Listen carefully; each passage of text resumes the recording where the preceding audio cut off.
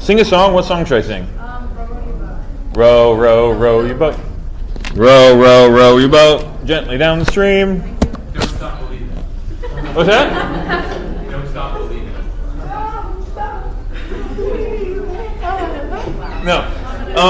That's it. I am not an attorney monkey. I will not do this anymore. Because I'm going to talk about elastin instead. So we just got done talking about collagen. Now we're going to talk about elastin, which is another fibrous protein in the extracellular matrix. And this is in tissues that still need to be strong, but they need to be somewhat stretchy. Like your skin and other things like this. Things that you want to have some give to them. And elastin is this fibrous protein, so it's a filament, but it's rich in these hydrophobic residues. And what do hydrophobic residues want to do? They don't want to be in aqueous solution. They want to be around in other hydrophobic environments. So this causes these strands to want to ball up and get all of their hydrophobic residues into one place around each other. And that causes this protein to be kind of, it has some pull back into it. I don't know what the technical term is. That's some elasticities, but. And you get many elastin peptides, individual elastin peptides cross-linked together, and this makes what's known as an elastic fiber.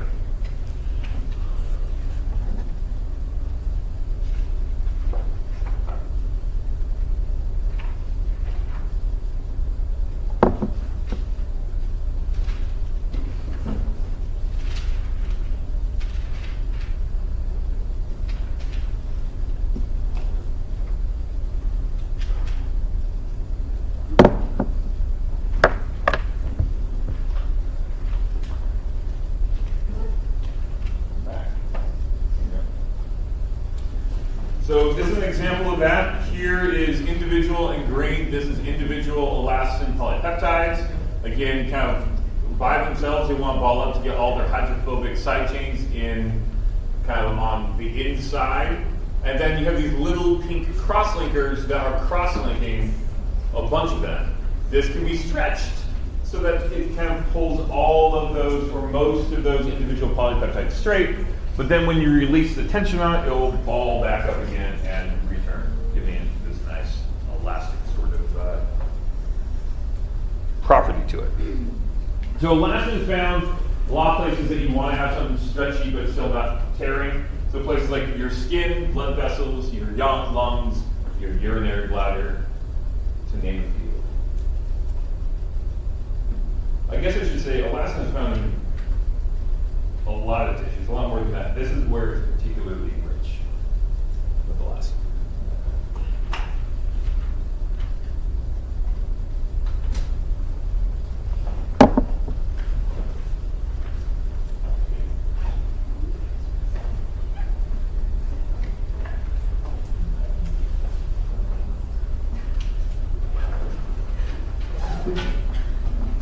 Next up are proteoglycans.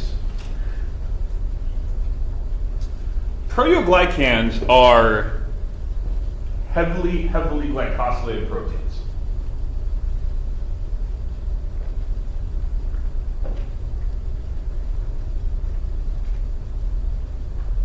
It's not just any heavily glycosylated protein. There's a particular arrangement or a particular structure to this, and it looks a little bit like this.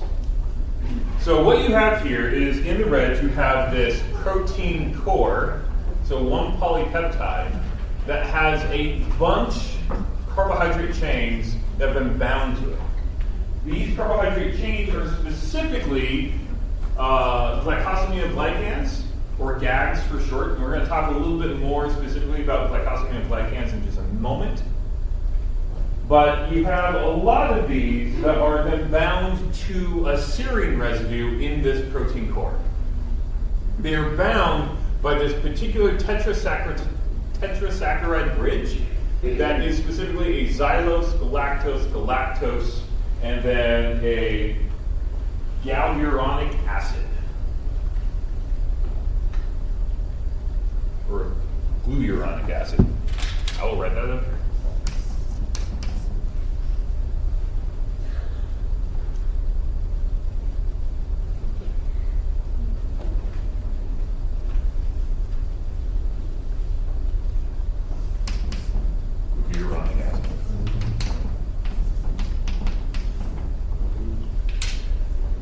glucouronic acid. That's Glucuron, not C acid.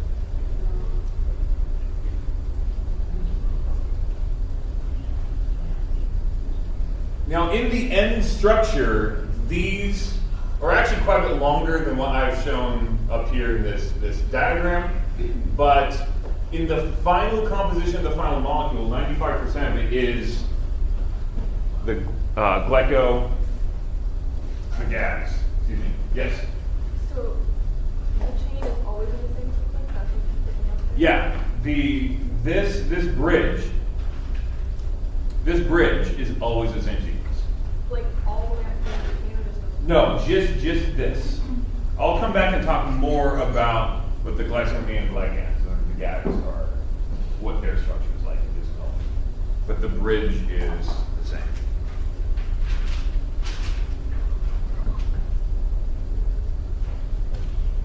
So 95% of the entire weight of this molecule is the GAGs themselves. So they are much more, you have the protein core, but then most of the molecule are these GAGs that bound to that protein core. Yeah. Is the protein core just a string of amino acids like it looks like it is there, or does it have some sort of Does it have some sort of what? like three-dimensional structure?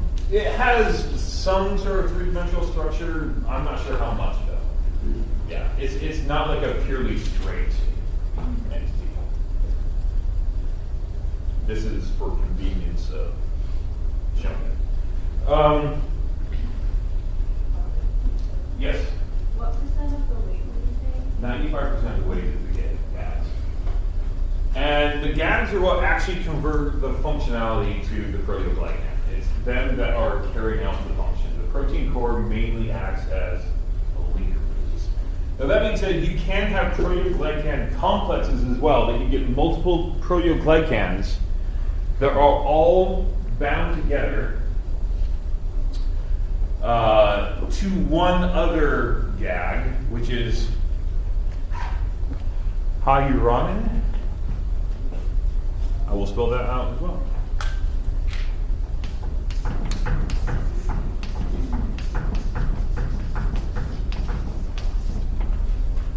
Hyaluronin.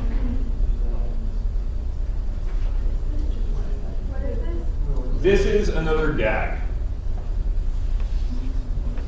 Okay, so multiple proteoglycans can be bound together into one large proteoglycan complex. And they're bound together by hyaluronin, which is another GAG. So you have a central GAG, which has several protein cores on it, or many of those, and each of those protein cores going to have many GAGs bound onto that. Does that make sense? Can you run through that again? Yes. Okay. So you can have a proteoglycan complex. The proteoglycan complex, at its very core, will have a molecule of hyaluronin, which is a GAG. A GAG is a carbohydrate chain. I'm going to come back and talk a little bit more in a moment about its specific structure. But at the very core, you'd have this. Then you would have many of these attached onto one of these. So you have one of these chains that has many of these proteoglycans attached onto it. Proteoglycan then is a protein core that has quite a few GAGs, glycosaminoglycans, attached to it. Needless to say, these are really big molecules. Like a proteoglycan complex is really, really large. Now, the glycosaminoglycans have this one very specific structure. They are very long, unbranched polysaccharide chains. And they have a repeating disaccharide unit to them. That repeating disaccharide unit has an amino sugar, which is this right here. That can be generally N-acetylglucosamine or N-acetylgalactosamine. In this case, this is N-acetylgalactosamine up here. And a uronic sugar, which is this glucuronic acid or hyduronic acid. You write all these up here.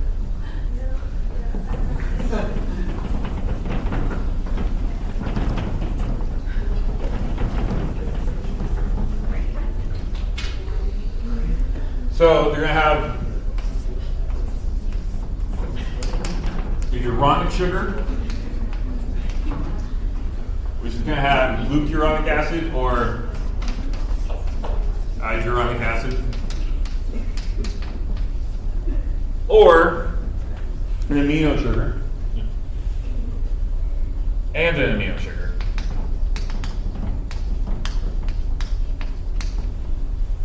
Which is going to be N-acetylglucosamine or N-acetylgalactosamine. And those are all part of amino sugars. These are two amino sugars. These are two uronic sugars. You take one amino sugar and one uronic sugar, you make a disaccharide. You take that disaccharide and you make it out like that, a repeating unit out to a long chain. And that makes a gag.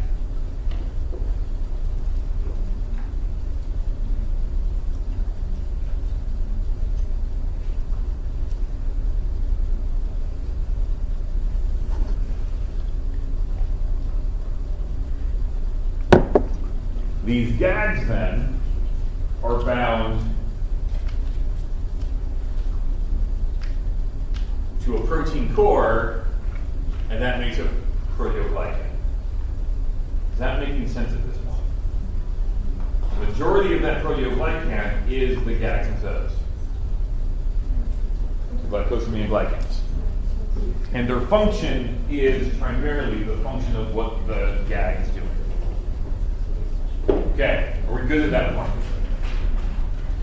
It's a little bit complicated.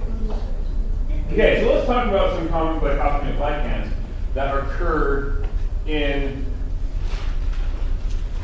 the extracellular matrix, and most of these, essentially always, they are going to be bound in a proteoglycan, and generally in a proteoglycan complex. But it is the gag that is actually doing the work, the heavy lifting. So you have heparin sulfate, also known as just like heparin, as a blood anticoagulant. And this is involved in angiogenesis, or the generation of new blood vessels, and also prevents blood from coagulating. This is why you put heparin in blood, like drawn blood, or heparinize it, to keep it from coagulating. Chondroitin sulfate is another gag. This is a major structural component of cartilage. Chondroitin sulfate plus collagen is the two principal components of cartilage.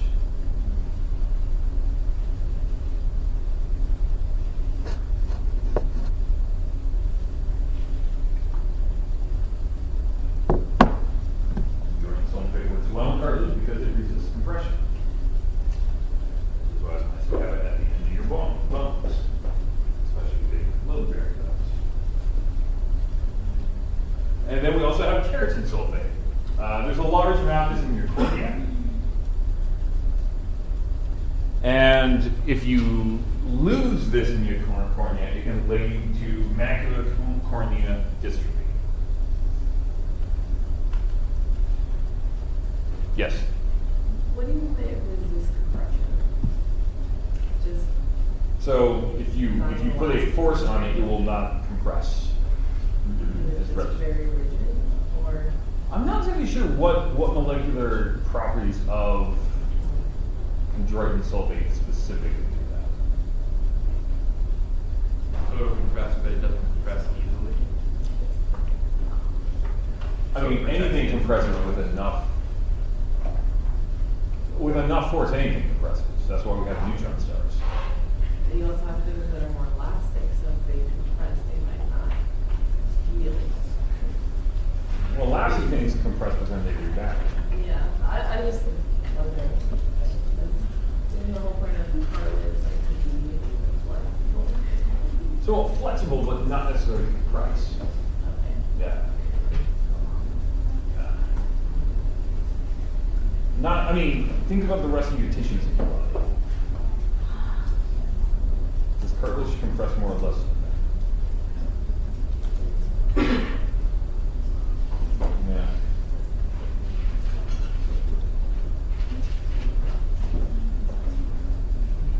Okay. Any other questions on, any other questions on GAGs and proteoglycans?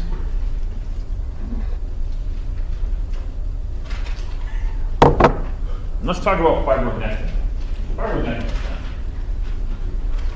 So this is a non-fibrous protein. And fibronectin is a dimer and it's bound by to the other dimer by two disulfide bonds at the C terminus of the protein.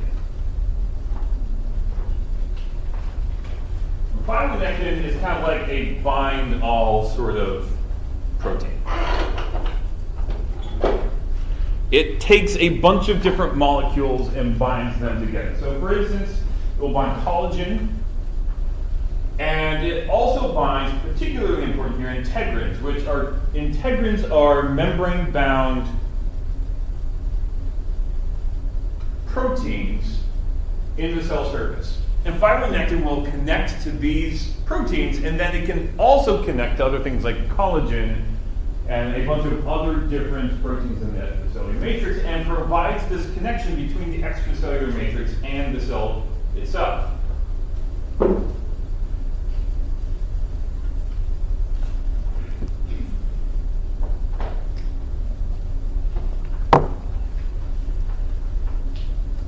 So this is an example of fibronectin here. Again, here at the C terminus, you have these two disulfide bonds that bind it to another monomer of fibronectin. And then you have these regions that bind different things. So for instance, you have this region here that'll bind collagen, you have a region here that'll bind fibrin, you have a region here that'll bind heparin, and so on. And so fibronectins will bind to these different extracellular matrix proteins, also to integrin, and so here's an example of that. So here are these integrins. You have them in the plasma membrane of the cell surface, and then you have a fibronectin here that's bound to the integrins.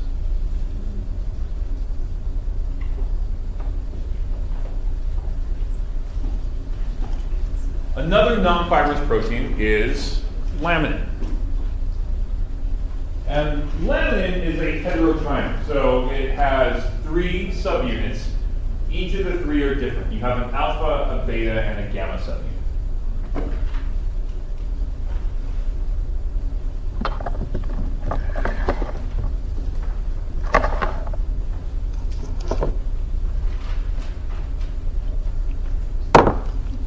And laminins will bind to other laminins to form a net-like mesh in the extracellular matrix. And then that net-like mesh can bind to cells and to collagen.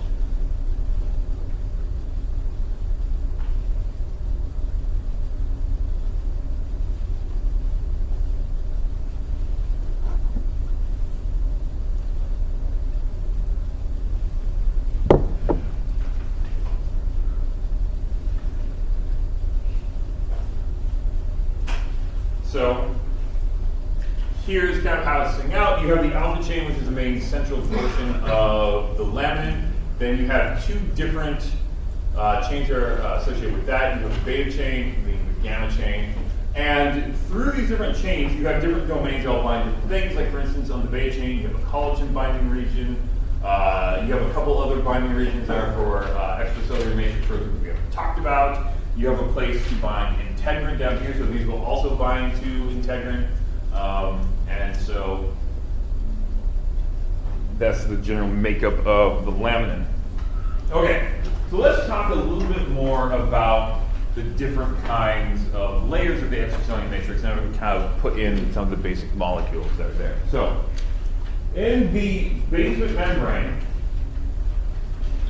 in the lamina lucida, we have a lot of laminin. Remember I was talking about the basement membrane being a very organized mesh-like, having a mesh-like organization to it. The principal thing that's giving it that mesh-like organization is laminin.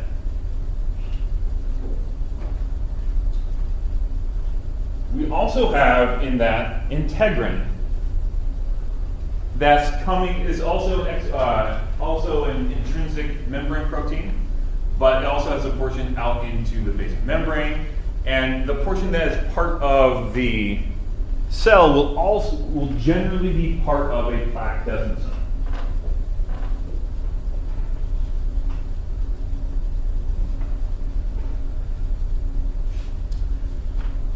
Also in the basement membrane, we have the lamina densa, which will have collagen 4 and 6, 7.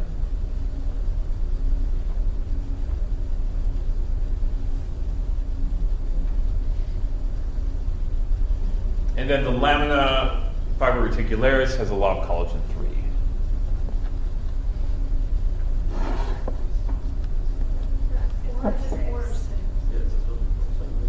What's that? You said. I said 6 on accident. It's 7. Yeah.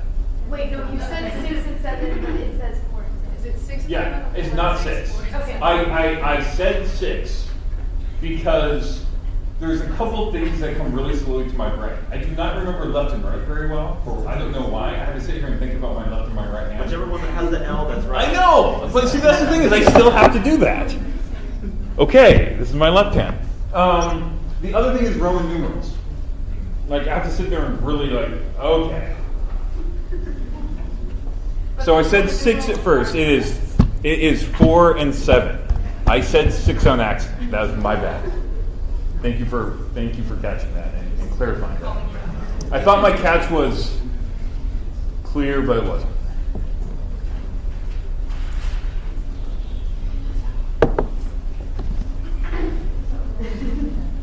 Okay. Yes. What did you say the lamina lucida did to the... So the lamina lucida is forming this mesh-like organization to the basement membrane and providing that mesh-like network that the cells are binding to directly. Yeah. Okay. The last thing we will ever talk about in this class is scurvy. Scurvy. I wish I could do this on like Talk Like a Pirate Day. When is Talk Like a Pirate Day? It comes in the summer, doesn't it? Not too bad. But every day I talk about scurvy should be Talk Like a Pirate Day. You just haven't seen that now. So scurvy, as many of you already know, is caused by a deficiency in vitamin C, or ascorbic acid. And you might know that it does some bad things, and you don't get it anymore because we eat enough citrus fruit and have like enough readily available vitamin C in most of the things that we eat that you don't have to worry about it. But that once upon a time sailors who were on boats for a long time and only eating fish and whatnot were particularly prone to it, so they take citrus with them, limes, at least that's the story, that's how it goes. So why does it do bad things to you? And the reason is that vitamin C is a necessary cofactor for prolyl hydroxylase. Does anyone remember why prolyl hydroxylase is important? Because it prevents scurvy. Yes. Good guess. That is reading between the lines there. Very good. Anything else? Collagen. Yes. To do what? To make collagen. Yeah, it makes hydroxyproline from proline. And hydroxyproline is a necessary component, one of those non-standard amino acids that's a necessary component of collagen. So most animals make their own vitamin C. You don't. So you have to take, you know, like the little Flintstones gummies. Now, you do have the genes to make vitamin C, but they're broken. Oops. The particular one that's broken is known as the GULO gene. It stands for gluconolactone oxidase. And a bunch of your exons are just missing. Like you have most of the exons, like some of the exons there, but then a bunch of them are just like broken. They're missing 7 of 12 exons are broken. Or, well, missing. Oops.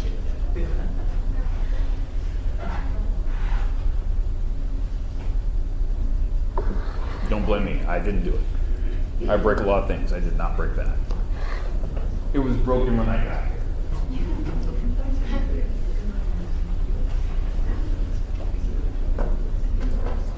So this is a particular pathway. You don't have to remember this entire thing.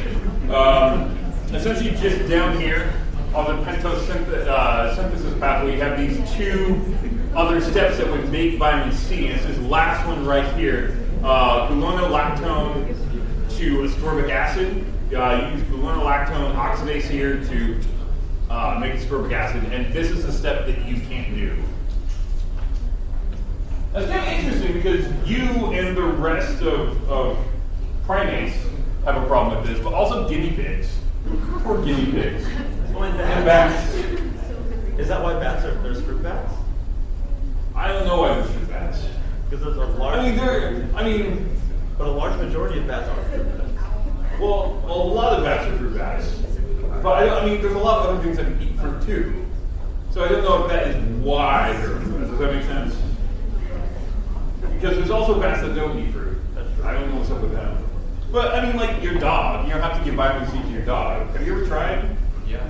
Really? You have? I haven't. Or your sheep, you don't have to give vitamin C to your sheep. Or if you had a squirrel, like the squirrels running around campus, don't try to give vitamin C to the squirrels. Probably won't hurt them, they're probably going to beat it up. But what you have here, now one interesting thing is if you look at the exons that are missing, like you and the rest of the primates are specifically missing 1, 2, 3. You have exon 4, so good for you there. You're missing 5 and 6. You're missing 8. You're missing 11. And this is all the primates that are missing have broken GULO genes. These are the ones that are broken. In guinea pigs, they actually have different ones broken. So they're missing 1 in 5. It's less broken. Like who would have thought that something a guinea pig has is less broken than something you have? I would have never imagined. And then about half of exon 6 is gone. But otherwise, they have the rest of the GULO gene. So what does scurvy do? So you can still actually make collagen, just not as well. And it causes your collagen to be exceptionally weak, that you do make. So this is going to be particularly weak in things like blood vessels and skin, bone, teeth. And it causes ruptures in the tissues that need that collagen to stay strong. So you can lead to excessively easily bruising, hemorrhaging, general weakness, you get joint pain, and then your teeth start loosening up.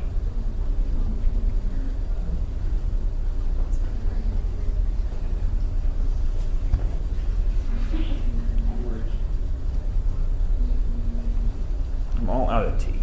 This tea probably had vitamin C in it. How do your teeth feel? Pretty okay.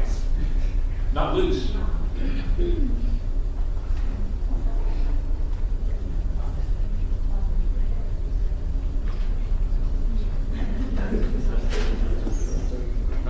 Yes? Is that why we lose our teeth as kids? Because we don't get enough vitamin C? No. That's not why. That would assume that if you gave a kid enough vitamin C, they wouldn't lose their teeth. And that'd be really sad because then you'd be like my age with either like tiny little teeth like my daughter has, or a double row of teeth. Which that's actually more likely to happen. Like your adult teeth would come in like around your baby teeth. And I actually had that happen with one of my teeth. Like baby tooth didn't come out, and the big tooth came in, so I had to pull it later. Would that be more efficient for chewing? No. That'd be painful. Okay, so hold on. stay with me here for just a few more minutes. So this is what scurvy looks like. You get gum starting to recede because you're losing the collagen to keep that tissue going. Another thing that happens really early in scurvy is you start to get red spots on your tongue. But okay, I won't leave that up there. Okay. What's with the Wait. What's that? Okay, hold on. Okay, the final words I have for this class. Hold on just for a minute. There is now 15 minutes left in class. My suggestion is please go do evaluations. I do want your input on how this class goes. You can do it on your phone right now. And here's my deal with you. Last year, they got, like, my deal was if we got to 100%, we would go ahead and I would bring cookies to the final. They did not get to 100%. So what they did get to was 85%. I think it's actually 84.5% like this. This year, if you just exceed last year in getting the evaluations done, so if you at least get up to 85%, I will bring cookies to the final, and you will have cookies, okay? And if you fail to get to that point, I will bring them and I'll eat them all myself while you watch on. No, I won't do that. What kind of cookies? This changes my mind. Are they sugar cookies, oatmeal cookies, like grandma cookies? I was thinking like my default is like chocolate chip. You don't feel like surprised with chocolate chip cookies with raisins with that. You know, it is. I don't put raisins in it. Wait. What? Is there like a particular kind that would make you say no, Yeah, thank you? No. What? No, but that's kind of makes me say yes. Oh, what would that be? Yeah, just a little bit different. I will think about it. I will think about it. But we'll see, because if you don't take it, it'll be a moot point anyway. Because. But okay, so just a couple of closing words. This is like the biggest cell biology has been in since before I was born, probably. This is a massive, huge class. Normally it's not even taught here.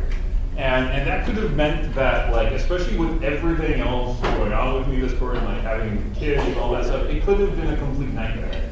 And it wasn't. It's a really good class. Thank you for that. I just want to thank you for being awesome people generally. I enjoy teaching you. I shouldn't say awesome. I shouldn't say generally, because that makes it sound like some of you are thinking but that person. No, there's actually not one person of you that I'm thinking it's an exception. No. I really did appreciate teaching all of you this quarter. It's been good. It could have ended up being relatively bad given the circumstances, and it wasn't. It was great. I enjoyed teaching it. It made me want to teach more. So thank you.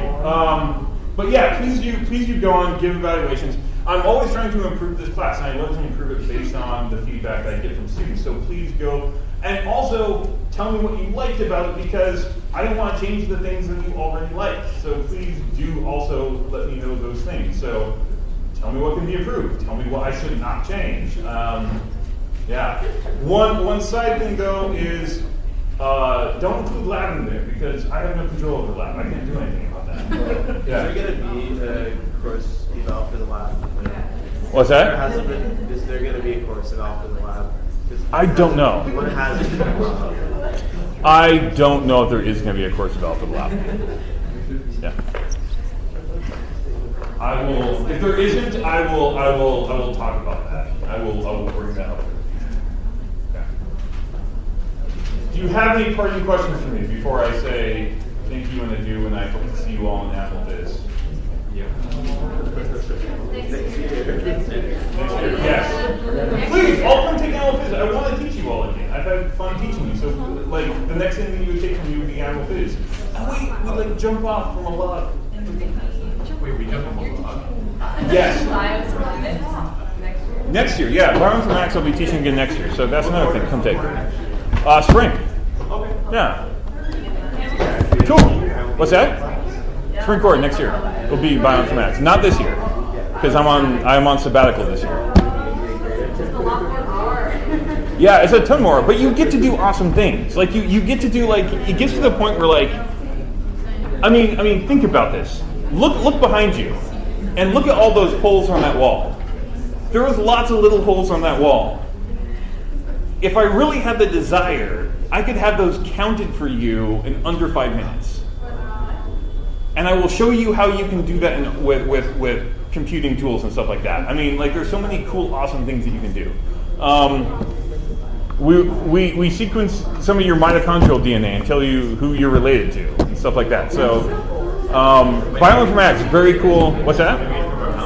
Yeah, we take some of your cheeks. What's that? That class can be big because I will probably take as many people want to be in bioinformatics because a lot of classes have limits on lab space, and that one you do it on your own laptop. Like, I want you to do it with your own stuff, and so yeah, it's I think it's a lot of fun in biostats because it de-emphasizes the math.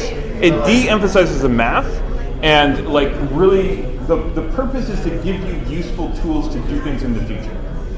Like with your own laptop. But yeah, with your own laptop. The lab was kind of like, like it was related to lecture, but not that much. Like we were learning all these theory stuff in the lab, like trying to get into how to actually use it. But there wasn't enough time in like a 3-hour lab and we actually understand what it was. So this is very directly what you're saying, where I talk specifically about the thing that we're doing, and then we do the practice. Because it teaches you the skill in class, and then you go do that skill, that specific skill. That would be a lot less.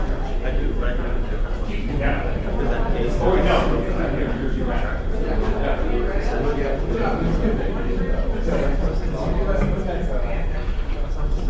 Yeah, 100%. No, I wouldn't. I'm sorry. Yes.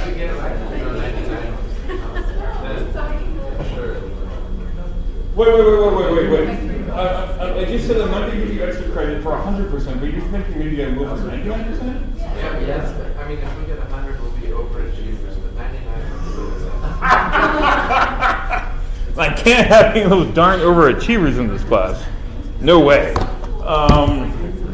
No, I'm not going to hand out extra credit for this. I will try to reward you in other ways. And honestly, I've already handed out more extra credit in this class than I have ever handed out in cell biology ever in the history of me teaching it since the dawn of 5 years ago. Yes? Why is it called Scurvy? I have no idea. I didn't name it. Okay. Thank you very much for this quarter. I will leave you to do evaluation things. Thank you, and I will see you on either Monday night or Tuesday.